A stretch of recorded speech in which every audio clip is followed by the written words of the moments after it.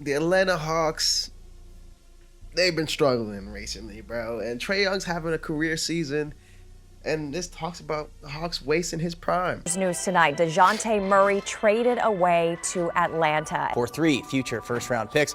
It's definitely the most young, exciting backcourt in the East. Am I wrong in thinking like the Hawks, that's the best backcourt in the NBA, right? Atlanta Hawks at their peak, what does that look like?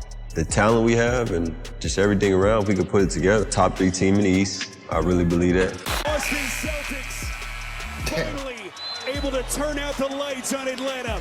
Win a championship, you know what I'm saying? Not just be in the picture, just be in the running. Like, I want to come into the season, like, people look at that, they can win, or they got a chance. Atlanta's now dropped 5 consecutive games. Essentially anyone other than Trae Young and now Jalen Johnson's coming on as kind of a foundational piece for them. Everybody else, that includes Murray, should be available. Fair to say after a year and a half, that transaction is not one that you would want to have. That's crazy. I remember this trade when it first happened. I thought that was going to be a good fit because Dejounte is more of a defensive guard than Trae. A lot of people have been telling me that Trae Young is the problem. From what I can see, is he the issue completely? I don't know, but they telling me that his shot selection and his defense is the issue. Let's keep watching this, see what the problem actually is. Sort of do again if you were the Hawks.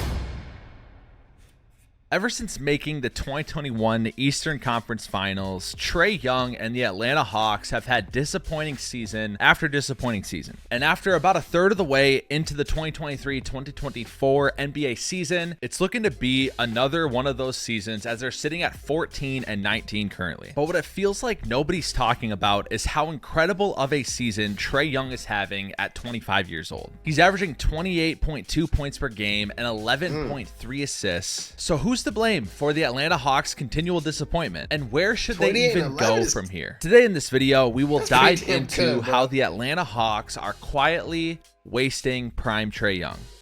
When the Hawks first traded for Trae Young in the 2018 draft, giving up Luka Doncic and gaining Trae Young and a 2019 first-round pick, although controversial at the time, it's... Chad, what you think? You think that was the right choice of going with Trae instead of Luka? Seeming that Dallas hasn't won a championship either now. I feel like more people love Luka as a consensus. Let me know down below if you picking Trae or Luka if you were to go back in that draft. 28-11 ain't nothing to breeze at though, bro. Poised to start building something in the Eastern Conference. And after 2 losing records in Trae Young's first 2 seasons, they would break out during the 2020-2021 season, going 41-31. And at the time, it seemed like the Hawks had a super talented young core. They had Trae Young at 22 years old, Kevin Huerter at 22, DeAndre Hunter 23, John Collins 23, Cam Reddish 21. Not to mention Clint Capella at 26 years old. They acquired in a trade and signing Bogdan Bogdanovic. They would finish 5th in the Eastern Conference that season, defeat the Knicks in 5 games in the first round, and then shock the NBA world in a Game 7 that broke Ben Simmons, defeating the #1 seed Philadelphia 76ers. Although they would fall to Giannis and the Milwaukee Bucks in 6 games, the future was bright for Atlanta. See, and the future being bright is always... People always say that, right? Oh, we're young, we have time. That was y'all chance, bro. I don't even think y'all even knew it. When y'all beat Philly and got Ben up out of there to the Nets, speaking of Ben, we made a video about Ben. Hey, I'll link it here. Check that out. I think Ben Simmons' career done. But that was y'all year to win that shit. Atlanta. They had their superstar in Trae Young. They had draft capital. They had their young and veteran pieces around him. But then 2022, they would take a little bit of a step back, going 43-39, finishing 9th, making the play-in, and ending up getting the 8th seed in the 2022 playoffs, where they would lose in 5 games to the Miami Heat. Trae Young would have an absolutely abysmal series, averaging 15 points per game on a shocking 32% from the field. That offseason, they would make some adjustments, trading Kevin Huerter. See, and that was the other thing that people were telling me. It's like in the regular season, his shot selection and all that shit's nice and cool when he's making them. But in the playoffs, when the team has 4 to 6, 7 games to game plan for him. It was. I heard that he forced his shots, and I seen a little bit of it in the last playoffs. Like, some of them threes, man, we can get better looks. And in the playoffs, when it really matters, some people telling me Trae Young can't handle that. Like, his play style is not meant for the playoffs. Like, Curry is an anomaly. And that nigga Curry is an anomaly, bro. He's an unbelievable shooter.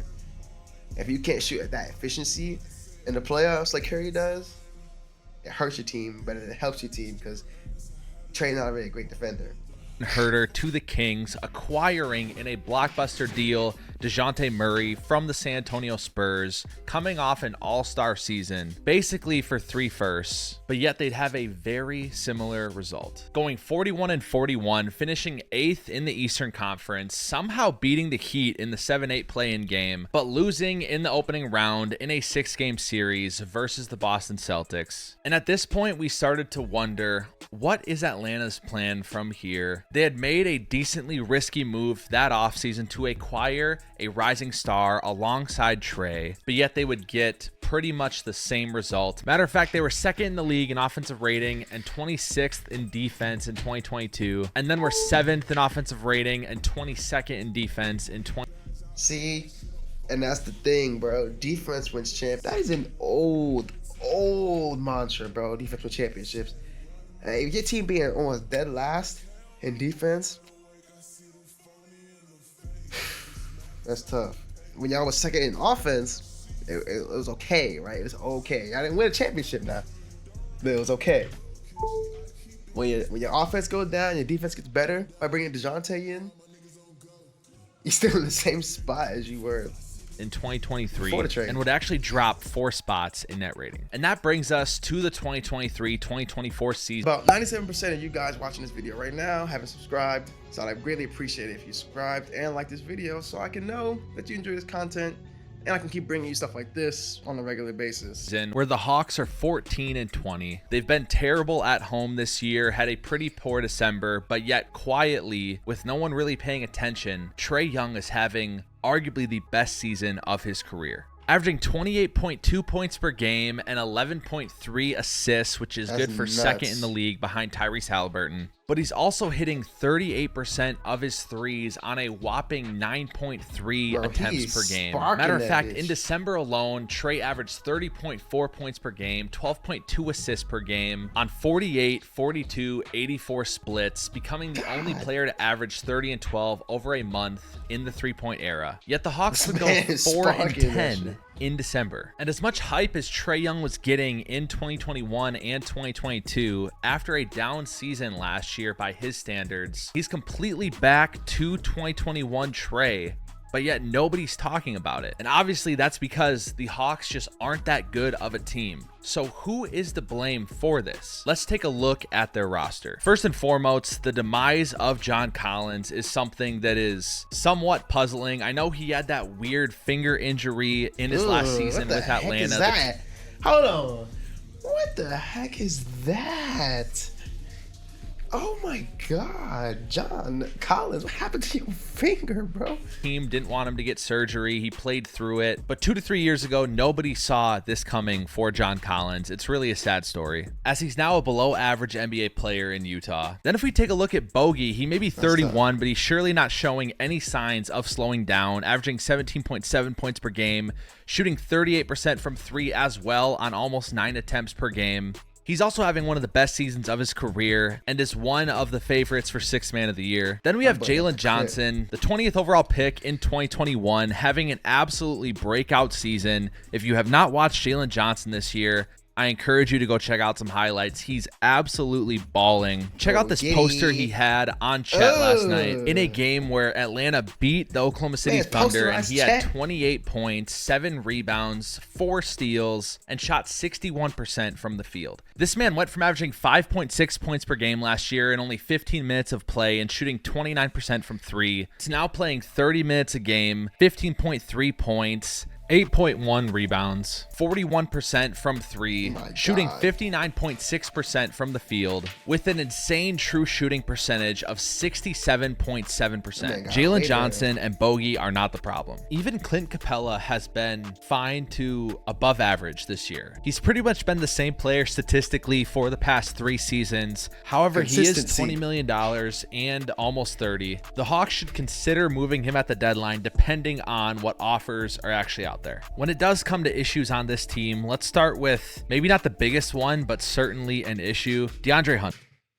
He was drafted 4th overall. Atlanta made a pretty big move for him. Now, luckily, they had taken Jackson Hayes at 8, so it still was a good trade looking back on it even now. However, what happened to DeAndre Hunter's supposed 3-and-D utility? This man has been absolutely abysmal on defense this year. He has the worst defensive rating of anyone on his team that plays over 11 minutes per game, and he hasn't even been remotely a good defender since 2021. Now, damn.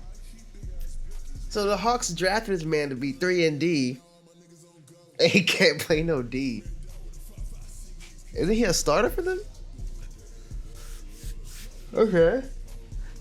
What's he's shooting the crap out of the ball this year, so we have to give him that. A career high 40.4% from 3 on a career high in attempts. He has been sidelined for the past couple weeks with a knee injury, but I feel like if you're Landry Fields, the Hawks GM, you have to move him at the deadline. He's not serving your team in the long run and the type of team that you need to build around Jalen Johnson and Trae Young. And see, for a Trae Young heavy team, we need defense because Trae Young not guarding nobody, right?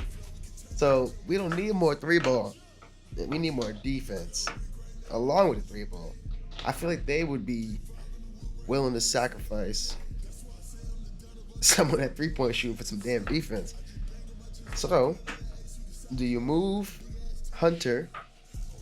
But where do you move him and what do you get for him?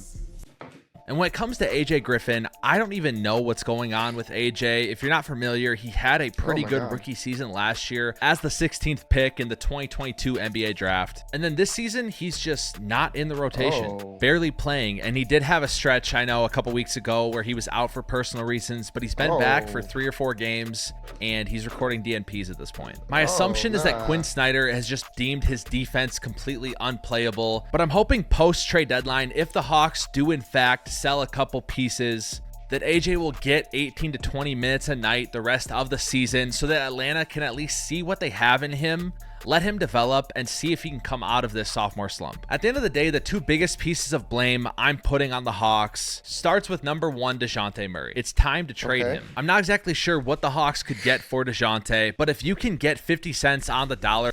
Hey, New York. We need Dejounte.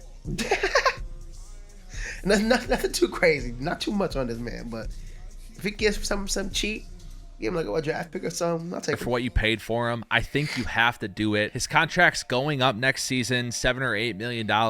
Plus, it's just quite clear to me that Dejounte Murray does not fit this team. As long as you have Trae Young and shooting, this is going to be a good offensive team. You don't need more offense, in my opinion. You need defense. And Dejounte Murray has been pretty average defensively for the past 2 seasons with the Hawks. And even if you go into some advanced metrics, including EPM and defensive EPM, heck, even defensive rating with the Spurs, he wasn't that great. He just filled the stat sheet by leading the league in steals that season. As I was finishing up this video, a report came out yesterday that the Atlanta Hawks are open to trading anybody on their roster not named Trae Young and Jalen Johnson, which I believe is 100% the correct move. Just a few days ago when I first recorded this video, there was talks about them acquiring Pascal Siakam, being buyers at the trade deadline, forcing this roster construction to try to compete more, which I thought was a huge mistake. So for Trae Young's sake, for Atlanta Hawks fans' sake, for Jalen Johnson's sake, for Quinn Snyder's sake, and for their young pieces like AJ Griffin and Kobe Buffkin's sake, I'm glad to hear